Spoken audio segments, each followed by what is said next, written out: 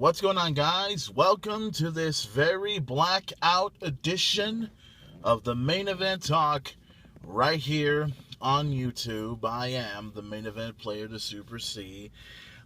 This was supposed to have been another new episode this week, and I was hoping I would be at a different location somewhere in Corpus Christi, but I did not have an opportunity to do that. So, a few setbacks, but I figured I'd go ahead and just get this little blackout edition going, get the audio edition, if you will, out of the way, so that way I can go ahead and speak my mind and tell you about what's been going on. Now, as you guys know, today, especially for all my friends over in Corpus Christi, Texas, you know that WWE, the VIP experience, took place tonight over at the American Bank Center. Everybody had an opportunity to see some of their favorite WWE superstars from the likes of Big Show, Daniel Bryan, the Wyatt family. I'm not sure if John Cena was there, and the reason why I say that was because today, not only was WWE here in Corpus Christi, Texas, they were also in Dallas, Texas as well. So there was two different shows, obviously, several different superstars in every way possible, but they are going to meet tomorrow night on WWE Raw, and it's all going to take place at San Antonio, Texas, and that is where everything is going to come into play and everything else like that. Now, you guys know about the story about what happened, the whole Occupied Raw situation. We're going to talk about that in just a moment. There's a lot of things we want to talk about. And also, before the main event continues, I want to go ahead and give a big shout out to not just all of my friends and all of my family that were over there that saw WWE over in the American Bank Center tonight. I want to give a big shout out to all of them that went over there. All my friends, I know some of them had took pics of it, and some were very impressed with how the show is. And from what I understand, I believe I heard that WWE SmackDown is coming to Corpus Christi in the next couple of months. More details about that very, very soon. WWE is coming to SmackDown. WWE is coming to Corpus Christi once again. This time it's going to be a live television taping of SmackDown, so the main event, can't wait for that. Should be very, very interesting. And I also want to give a big shout out to one of my Facebook friends on Facebook. He is also the man responsible for bringing back Who's Slamming Who, and I'm talking about Tommy Fuhrer. Now, I don't really know much about Tommy Fuhrer, but I do know that, well, number one, he's one of my Facebook friends, and secondly, he is also a very huge wrestling fan, just like myself in every way possible. He has a whole lot more experience than I do. Now, a couple of years ago, I started becoming a fan of Who's Slamming Who several years ago. They did, I believe it was a podcast. They did several things on Who's Slamming Who with other people like Jim Cornette. Cornette's commentaries was truly one of my all-time favorites. There was also the King's Bowling Alley, and I think there was a few other Who's Slamming Who segments that came out. And the last time I heard anything about Who's Slamming Who, I believe was around March of 2011 was the last time I heard anything about it. And ever since then, this past week, once Tommy Fuhrer put out the word that Who's Slamming Who was coming back, I was very, very excited because I'd love to hear what Tommy Fuhrer had to say. Have to say a lot about, what's going on with Wrestlemania, obviously with Daniel Bryan and the whole thing with Triple H, and then obviously the whole CM Punk controversy. I also like to get his take on TNA Wrestling Lockdown, which we're also going to talk about as well. I'd like to know everything. So big shout out to Tommy Fuhrer. I'm glad that Who's Slamming Who is back. And Tommy, if you're hearing this, I want to know, when are you going to put the Cornette's commentaries? Because to me, I miss that the most, because every time when you and Jim Cornette get together, it's magical. I love hearing him talk, and I love to hear his insight. I know he had some problems with Ring of Honor, and I believe he's doing a show over in the UK, I believe. I haven't heard really much about what Jim Cornette is doing, but that's all the latest info I know about Who's Slamming Who. So, Tommy, good job, and I hope to hear more on Who's Slamming Who. And if you guys want to get an opportunity to hear about Who's Slamming Who podcast, I believe you can download the Podomatic, I believe, on your iPhone or on your Samsung, or any other smartphone that you have. So check it out. Who's Slamming Who has returned, and I can't wait to hear some more from Tommy Fuhrer. Now, welcome, ladies and gentlemen, to the episode of the Main Event Talk, and there's a lot we need to talk about, mostly that involves Wrestlemania, a lot that involves TNA Wrestling's Lockdown, which took place last weekend, and also, if you guys had a chance to see it, Total Divas was on. It happened. Very intriguing episode, I might add. And this is one of these deals where I really hate if you saw the ending of Total Divas where here comes Nikki, and you know what? And I got a confession to make. I'm gonna make this confession out here right now. Even though I've seen the episodes of Total Divas, I had no idea that John Cena and Nikki broke up. I really didn't, because I could have swore they were still together, but I guess I must have missed the final season or the final episode of the last season. I didn't know what happened. But the last thing I saw was Nikki heading right towards where John Cena was, and then saying, "I'm here," and it kind of sounds like a little bit like how the White family would go ahead and say, "We're here," you know.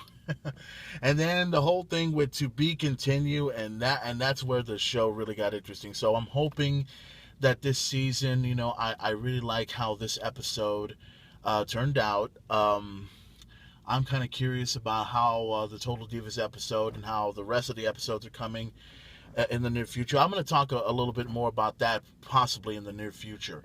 Now, I want to first talk about the WWE first, and then we're going to talk about TNA Lockdown, and then after that, I want to get to the CM Punk controversy, because there's a lot I want to talk about on CM Punk in many ways possible, because believe it or not, there's some people that are, you know, at first it was a whole supportive deal of CM Punk. Now everyone's starting to throw stones at CM Punk. Give me a second, please.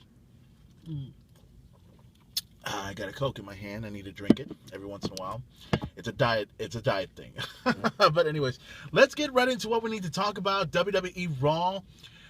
This past Monday night, the whole thing with Daniel Bryan and the whole Occupied Raw episode. That was an amazing episode to watch, because the fact that Daniel Bryan, I wasn't sure exactly how this whole thing with Triple H and Daniel Bryan was going to come out, but when I saw that episode, oh my God, seeing Triple H getting pissed off was tremendous. And then seeing Stephanie McMahon being Stephanie McMahon, she really, really got into it. I mean, I could almost hear her scream in every way possible. I mean, my God, the audience, the crowd that pretty much occupied the ring and did all that yes movement stuff, and man, it was amazing to watch. I could not stop laughing, and I could not believe what I was seeing. And then when Triple H finally gave in to Daniel Bryan's demands for WrestleMania, him and Daniel Bryan are going to finally collide at WrestleMania 30. That's going to be tremendous to watch. I can't wait.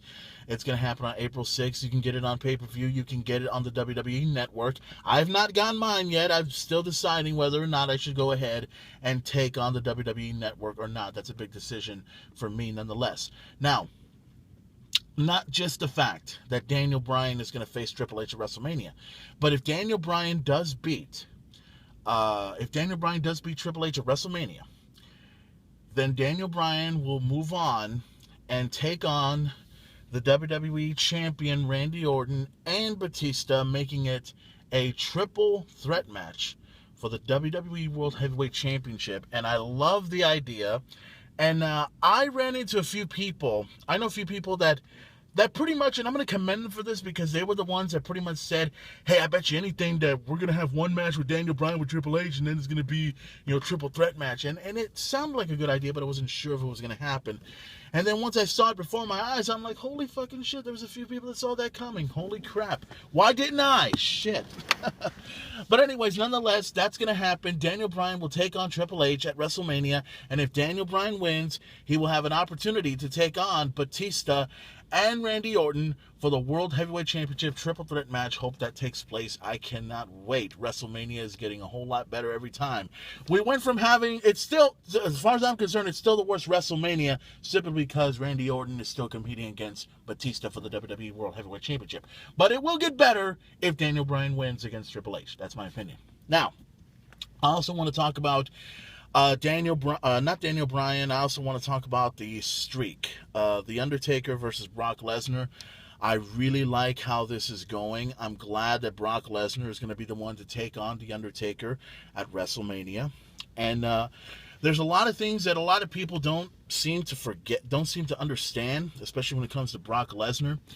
Not because of him being a UFC fighter, being a former UFC fighter and everything else like that, and not because he's taken on The Undertaker at WrestleMania, but these two men have faced off against each other, okay? Now, most of you guys that were part of the Ruthless Aggression era remember that Brock Lesnar was the undisputed WWE champion, and he did take on The Undertaker. As a matter of fact, inside my house, I have a DVD of a 2002 Unforgiven, and it featured a match between The Undertaker, who was the American Badass at the time, and the Big Evil, I believe I remember, and Brock Lesnar was a young man who was struggling to become the best. He had beaten the likes of Hulk Hogan, he'd beaten the likes of Ric Flair, he even beat The Rock to become the undisputed WWE champion. He would be the youngest WWE champion in history, and he would take on The Undertaker at Unforgiven. I remember seeing that match. It was, a downright war. It was a little bit personal and everything else like that. And then, of course, they had their match at Hell in a Cell. Brock Lesnar beat The Undertaker, and he does have a win over The Undertaker from 10 years ago, or actually from, I believe, 12 years ago. So I remember that. But ever since then, Brock Lesnar has changed.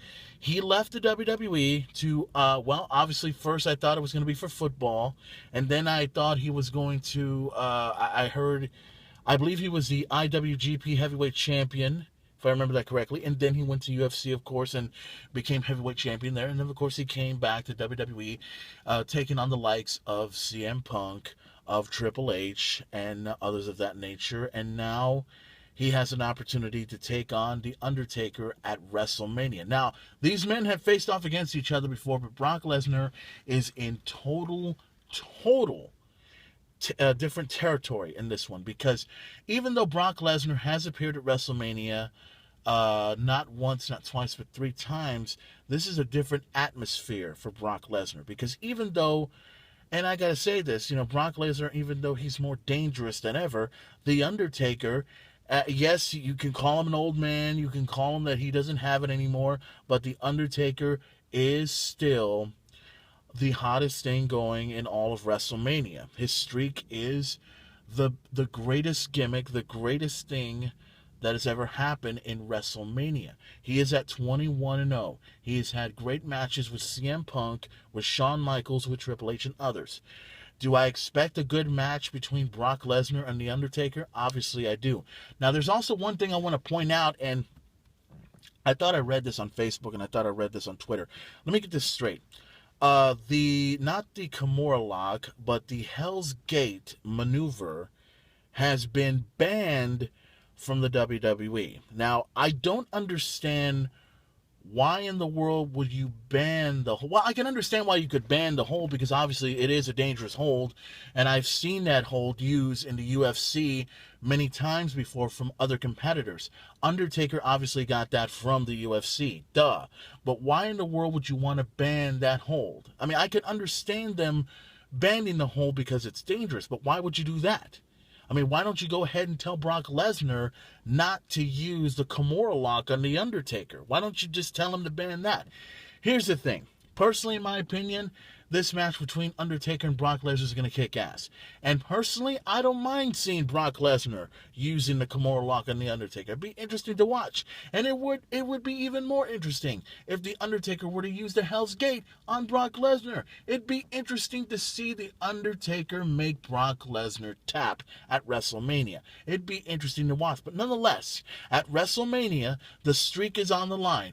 Will the dead man put another victim of 22-0 at WrestleMania, or will the beast incarnate Brock Lesnar be the man to destroy The Undertaker?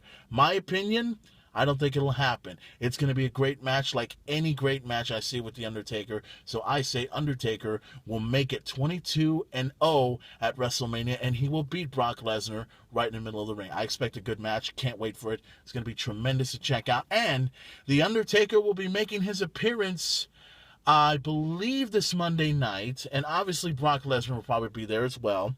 And no doubt, the Heartbreak Kid Shawn Michaels will make an appearance over there because it's taking place over in San Antonio, Texas. So